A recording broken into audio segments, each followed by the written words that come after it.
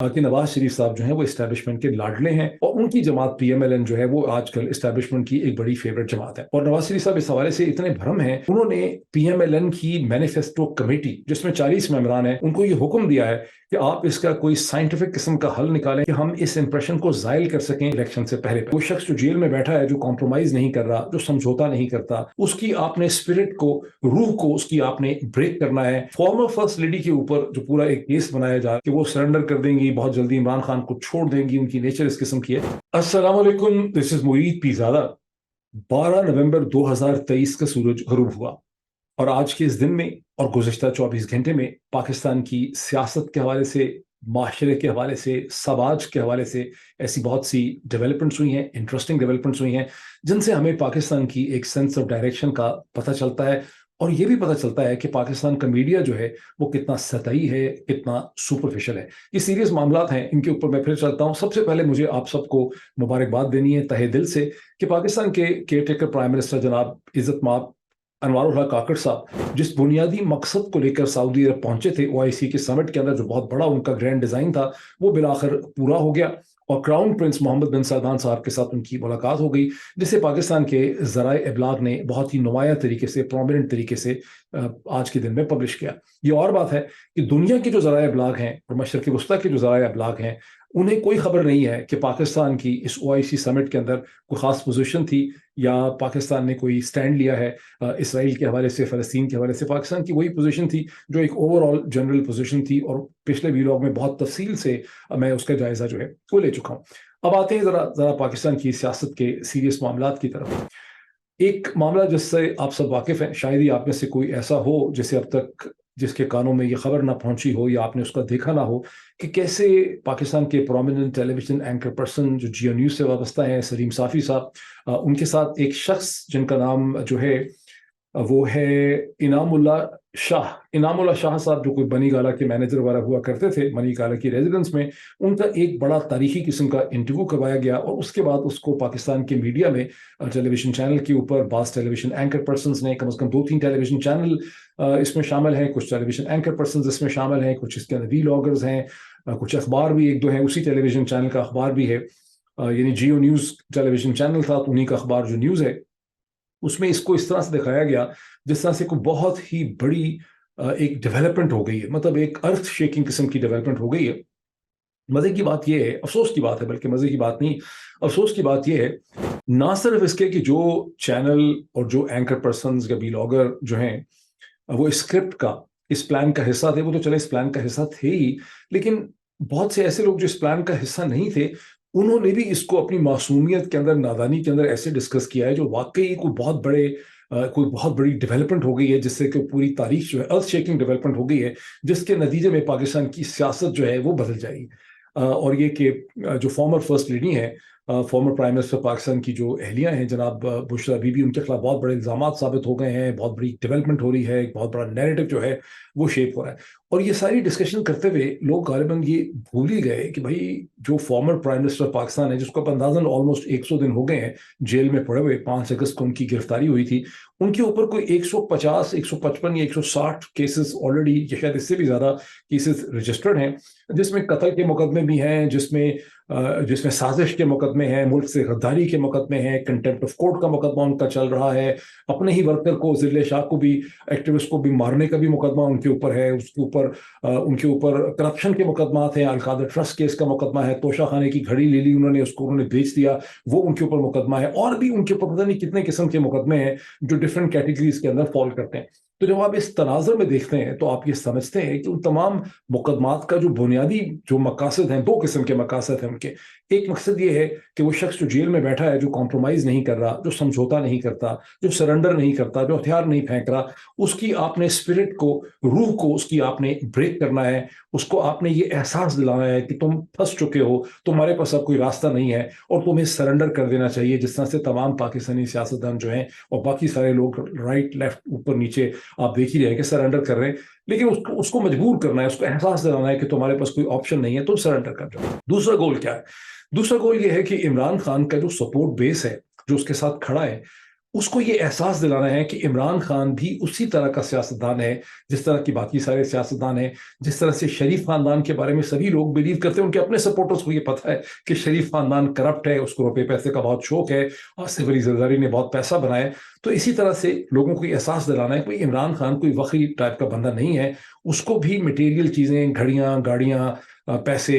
हीरे जवाहरात जो हैं वो उसी तरह से अच्छे लगते हैं जिस तरह से बाकी सबको लगते हैं। लेकिन प्रॉब्लम ये खड़ा हुआ है, चैलेंज ये खड़ा हुआ है कि ना वो आदमी सरेंडर कर रहा है, वो कह रहा है मैं मर जाऊंगा, वो सरेंडर नहीं कर रहा। दूसरी तरफ जो उसका सपोर्ट बेस है वो ये मानने को तैयार नहीं है कि ये आदमी आसिफ अली जरदारी की तरह का आदमी है, ये नवाज शरीफ की तरह का आदमी है, ये शहबाज शरीफ की तरह का आदमी है, ये उन्हीं की तरह का करप्ट है। वो उसको एक मुख्तलिफ तरीके से देखते हैं और उसकी शख्सियत के सहर में गिरफ्तार है। तो फॉर्मर फर्स्ट लेडी के ऊपर जो पूरा एक केस बनाया जा रहा है, जिसमें ये दावा कर दिया गया है, अखबारों में कायदे हेडलाइंस लगाई गई हैं कि वो सरेंडर कर देंगी, बहुत जल्दी इमरान खान को छोड़ देंगी, उनकी नेचर इस किस्म की है। ये जो सारा प्रोसेस है, जिसको साइकोलॉजी में और अंग्रेजी में डिमोनाइजेशन कहते हैं, कैरेक्टर असैसिनेशन कहते हैं, इसका सारा मकसद ये है कि आप ऐसी सूरत हाल पैदा करें जिसमें ये जो दो मकासद हैं, वो इमरान खान जो खड़ा हुआ है उसको नफसियाती तौर पर इतना फ्रस्ट्रेट कर दें कि वो शायद सरेंडर कर दे, कॉम्प्रोमाइज कर दे, और उसका जो एक इलेक्टोरल बेस है, जो लोग उसको सपोर्ट करते हैं, वो कम से कम यकीन कर लें कि Imran Khan farmer first lady जो है वो भी उसी तरह से करप्ट है जैसे नवाज शरीफ करप्ट है, जैसे आसिफ अली जरदारी करप्ट है, जैसे हनीफ अब्बासी के ऊपर करप्शन के चार्जेस है। तो इमरान खान के अंदर कोई मुख्तलिफ किस्म की चीज नहीं है। मैं ये समझता हूँ कि पाकिस्तानी मीडिया की ये बड़ी यानी जो लोग ज़ाहिर है स्क्रिप्ट का हिस्सा है, वो तो चले स्क्रिप्ट का हिस्सा है ही, उनको तो आप कुछ नहीं कह सकते, ज़ाहिर है ये उनके मतलब वजीफे का ताल्लुक है इसके साथ, उनको इसमें उनके मटेरियल इंटरेस्ट से वाबस्ता है स्क्रिप्ट में। लेकिन जो लोग स्क्रिप्ट का हिस्सा नहीं है, उन्होंने भी इसको ऐसे लिया है जैसे कोई बड़ी अनहोनी किस्म की चीज़ होगी। मतलब यहाँ तो ये सूरत हाल है कि वो जो एडिशनल जज साहिबा थी, ज़ेबा साहिबा, उनके कंटेम्प्ट का केस जो है वो 2022 से अभी तक चल रहा है, 1 साल हो गया। ये वो केस है जिसमें फॉर्मर प्राइम मिनिस्टर पाकिस्तान जनाब इमरान खान साहब ज़ेबा साहिबा की अदालत में चले गए, वो वहाँ मौजूद नहीं थी। वहाँ जाके उन्होंने सारा उसका ऑन कैमरा रिकॉर्ड है कि उन्होंने कहा कि आप उनको बताइएगा कि मैं यहाँ आया था, मैं आपसे अपोलोजाइज करने के लिए, माफ़ी मांगने के लिए आया था। इसके आगे क्या करना था, कौन सी तोप चलानी थी इसके आगे, वो भी मुकदमा जो है वो ख़त्म नहीं हो रहा। मेरा मकसद कहने का ये क्या है, मेरा मकसद कहने का ये है कि फैक्ट्स को क्रिएट किया जाता है, नैरेटिव जो है वो बनाए जाते हैं, अखबारात, ज़राए इब्लाग, television channel, anchor persons, vloggers, bloggers, उस पूरी स्क्रिप्ट का, हुकूमत के पूरी मशीनरी के साथ एक स्क्रिप्ट मेकिंग का, एक नैरेटिव शेपिंग का हिस्सा है। लेकिन थोड़ा सा हमने अपनी अकल तो इस्तेमाल करनी है, हमने हौसला तो करना है ताकि हम समझ सकें कि इस नैरेटिव शेपिंग का बुनियादी मकसद क्या है। मैं नहीं समझता कि कोई इतनी अर्थ शेकिंग डेवलपमेंट हो गई है जहां 150 केसेस का कोई बहुत ज्यादा नतीजा नहीं निकल सका, जिसमें कत्ल के मुकदमे हैं, जिसमें वकील को भी मार दिया, जिसमें ज़िल शाह को भी मार दिया, जिसमें अली कादर ट्रस्ट के पैसे लेके इमरान खान दौड़ गया, जिसमें तोशा खाने से घड़ियों का मुकदमा हो गया, मुल्क से गद्दारी कर दी, साइफर केस हो गया। वहां ये एक और केस भी जो हो जाता है, इससे भी कोई बहुत ज्यादा फर्क नहीं पड़ने लगा। असल कहानी तो पॉलिटिकल डायनामिक्स की है, यहाँ कोई ऐसे बड़े फैक्ट्स नहीं आ रहे, पॉलिटिकल डायनामिक्स जो हैं ग्राउंड के ऊपर वो मैटर करते हैं। अब आए उस दूसरी इंटरेस्टिंग, बहुत ही इंटरेस्टिंग डेवलपमेंट पे। वो डेवलपमेंट ये है जो उसी पाकिस्तान के अंग्रेजी के बड़े अखबार डॉन ने बाकायदा एक स्टोरी रन की है PMLN के सोर्सेस को साइट करते हुए कि thrice former prime minister Pakistan जनाब इज्जत माब नवाज शरीफ साहब जो हैं वो बड़े परेशान हैं, बिकॉज वो ये समझते हैं कि लोगों के जहनों में उनके ओपोनेंट सारे लोगों ने कहना शुरू कर दिया है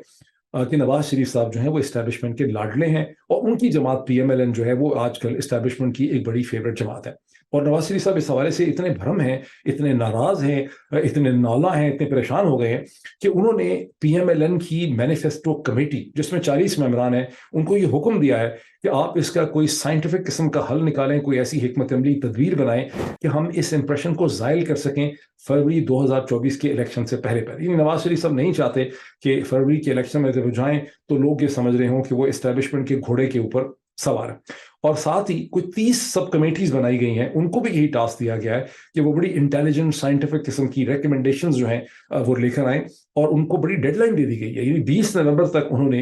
ये सारी सिफारिशात जो है नवाज शरीफ साहब के सामने रखनी। अच्छा, इसमें प्रॉब्लम क्या है, अब ये why this is so interesting. यानी नवाज शरीफ साहब ने ये जो मैनिफेस्टो कमेटी को टास्क दिया है और जो इनकी 30 सब कमेटीज को टास्क दिया, जरा अंदाजा लगाएं कि टास्क कितना मुश्किल है उन बेचारों के लिए। उसकी वजह यह है कि आखिर इसमें कोई शक नहीं है कि पंजाब की पब्लिक का IQ को बहुत ज़्यादा नहीं है, ख़ास करके नवाज शरीफ साहब के जो अपना वोटर बेस है وہ تو خاصا ایک پیدل ہے، مطلب پیدل بن پیدل ہی اس کو آپ کہہ سکتے ہیں جو ان کے حالات ہیں، ورنہ نواز شریف صاحب کو کیسے سپورٹ کرتے اگر اتنے پیدل نہ ہوتے؟ آخر وہ دیکھ نہیں رہے کہ 1982 سے وہی کہانی ان کو سنا رہے ہیں کہ لاہور کو پیرس بنا دینا ہے، لندن بنا دینا ہے، یہ کر دینا ہے، وہ کر دینا ہے، پھر ان کو بتا رہے ہیں کہ ہم آئیں گے تو اکانومی جو ہے چینج کر دیں گے. تو you have to be extremely stupid to believe in these things. لیکن ان تمام تر بے وقوفی کے باوجود جو بہت بڑی تعداد میں لوگ ہیں وہ یہ بھی دیکھ رہے ہیں کہ جناب محترم نواز شریف صاحب جو ایک کنوکٹڈ مجرم تھے، پاکستان کی عدالتوں سے سزا یافتہ تھے، 4 ہفتے کی چھٹی لے کر گئے تھے بیماری کا علاج کرنے کے لیے، وہ جب اسلام آباد کی ایئرپورٹ کے اوپر لینڈ کرتے ہیں تو اسلام آباد کی عدالت اور نادرا کا عملہ جو ہے وہ ان کی بایو میٹرک ویریفیکیشن کرنے کے لیے اسلام آباد ایئرپورٹ پہنچ جاتا ہے، اور 90 منٹ کے ایئرپورٹ کے اسٹے کے اوپر اسلام آباد انٹرنیشنل پہ اس کے بعد وہ لاہور چلے جاتے ہیں. نواز شریف صاحب کے تمام قانونی مسائل پہلے فرسٹ اسٹیپ کے اوپر وہیں پر ریزالو ہونے لگ جاتے ہیں. تو لوگوں کو یہ بھی یاد ہے کہ کس طرح سے عمران خان اسلام آباد ہائی کورٹ کی بایو میٹرک ویریفیکیشن کے لیے ڈائری سیکشن میں بیٹھا ہوا تھا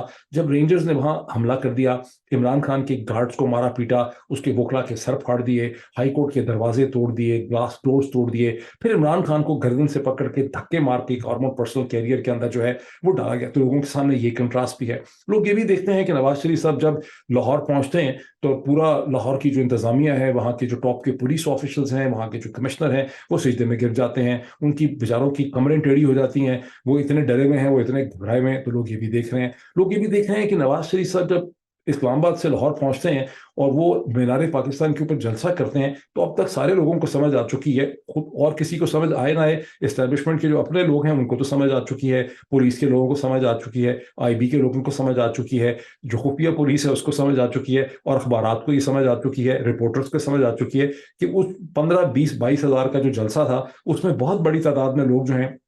وہ مختلف سرکاری اداروں سے لائے گئے تھے، کچھ لوگ خرچہ کر کے لائے گئے تھے، کچھ اور اسٹیبلشمنٹ نے محنت کر کے بندے پورے کیے تھے. تو وہ تمام حقائق بھی جو ہیں وہ لوگوں کے سامنے ہیں. لوگوں کو یہ بھی یاد ہے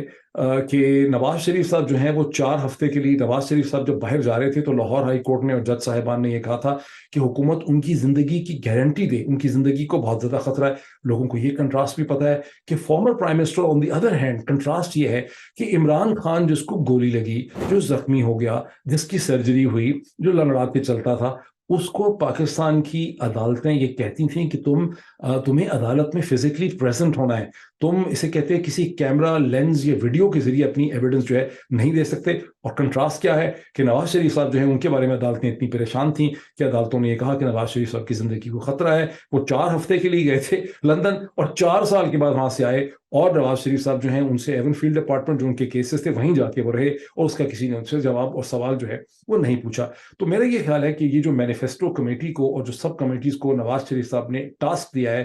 کہ آپ نے کوئی ایسی سائنٹیفک قسم کی حکمت عملی بنانی ہے جس کے ذریعے ہم لوگوں کو ایک دفعہ پھر بے وقوف بنائیں اور ان کو بتائیں کہ میں اس وقت اسٹیبلشمنٹ کے گھوڑے پہ نہیں ہوں، بلکہ میں ایک بہت دلیر بہادر قسم کا، جری نڈر قسم کا لیڈر ہوں، اور میں اپنے زور بازو کے اوپر، اپنی ٹانگوں کے اوپر کھڑا ہوں. تو یہ خاصا مشکل قسم کا ٹاسک جو ہے وہ جناب محترم نواز شریف صاحب نے اپنی اس مینیفیسٹو کمیٹی جو ہے اس کو دے دیا ہے. میں سمجھتا ہوں ایک جو بہت ہی ڈسٹربنگ ڈیولپمنٹ ہے گزشتہ 24 گھنٹے کی، جو میں سمجھتا ہوں کہ پاکستان کے لیے بڑی